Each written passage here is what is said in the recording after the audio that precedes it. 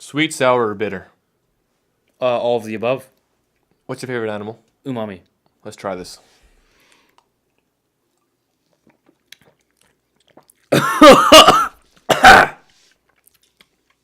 Not bad. Woo! I enjoyed it. It's no bubble gum. It tastes like cough syrup. It does. It is cough syrup. That sour puss. Okay, Qatar testing. Let's go from that into Qatar testing. Well, let's first of all talk about who is not going to be doing Qatar testing before the Qatar race. Let me guess.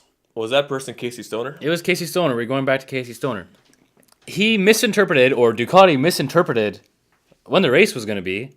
It turns out that Casey Stoner's test was scheduled too close to the actual Grand Prix, so they had to push it back, and he'll be doing it after the Qatar test now. To clarify, the rule stated it has to be done 2 weeks, so 14 days before the race. Am I correct? Yes, you're correct. But the thing that makes me laugh is that somebody at Ducati actually made that mistake. Like, how you had this test set up like really far in advance, obviously, and they still make a stupid. It is a stupid, ignorant mistake to make. 2 weeks. That's 2 weeks, guys. 2 weeks. How do you not know when the race is? How do you not know when the race is that you're preparing for? Pretty obvious. It is pretty obvious. You have a schedule right in front of your face. Lorenzo, half a second faster than all the other riders, and then the next 6 riders are all 1/10 of a second behind him. So he was kind of a head above, and then the next riders, the next group, all close together, all close. Like Maverick, Rossi, Marquez, all those guys. Vinales is fast again, and it's becoming a thing. Like, it's legit. He's legit. This is the first test where he got to actually use Suzuki's full seamless gearbox. Okay. They had been using the first, kind of like a prototype version of what the final version was going to be. Mm-hmm. So he got access to that, I believe, the last couple hours of the last day, where his riding partner had it for, I think, the whole weekend. Furthermore, Marquez actually got to work on the setup of his bike this test. Previously, he had been working almost solely on the electronics. Maybe the Honda's coming together a little bit, finally. At the same time, Pedrosa not coming together. He is, I believe, 10th fastest this at Qatar. He's known to actually be pretty good on that circuit. 2 years ago, he just 4th placed Qatar, so it is surprising. That makes no sense to me because he's got tons of speed. He is one of the fastest riders. He's just having issues. I don't know what it is with this bike, but he was really frustrated with how he'd come along, and it had to do with the Michelin tires again. Bradley Smith, of course, we had talked about that. I'm pretty sure lambasted Michelin on the tire selection that they provided for Qatar. And I got something good here. What is this? Cal Crutchlow's got torpedoed by his bike in an accident. He had to get his nuts x-rayed for, possible goneness or crushedness. And they actually found a place with a big enough equipment, to fit his nuts in there? They had to see if his walnuts had turned into peanut butter.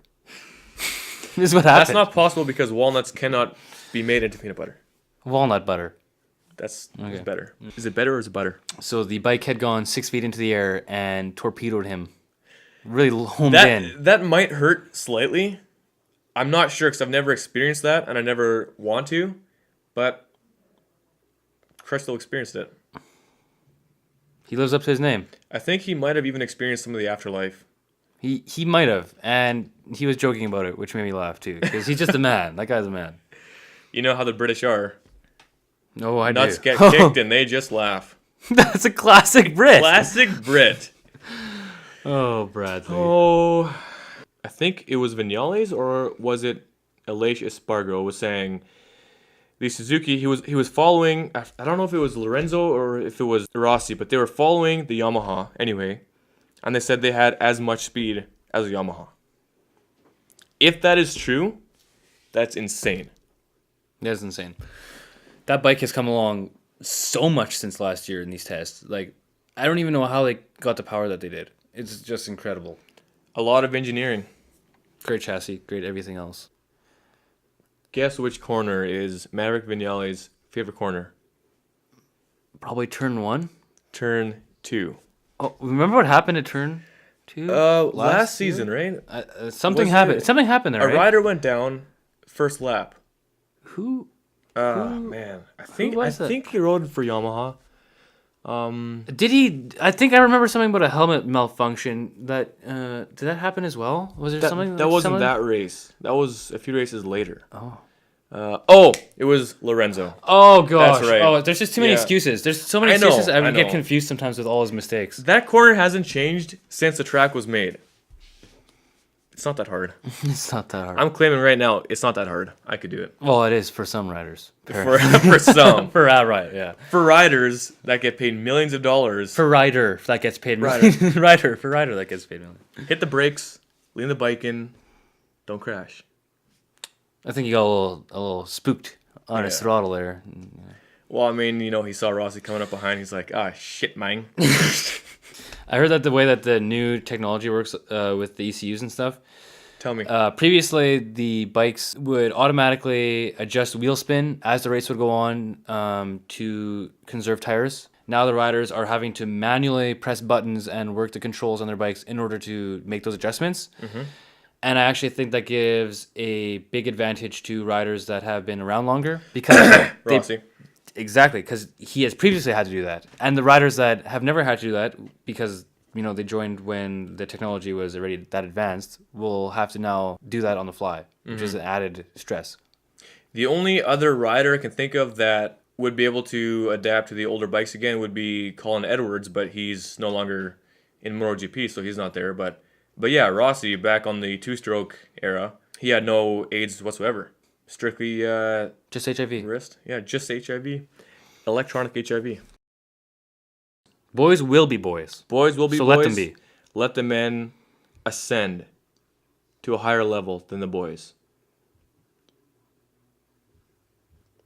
Rossi is the man here that we're talking about. Oh, he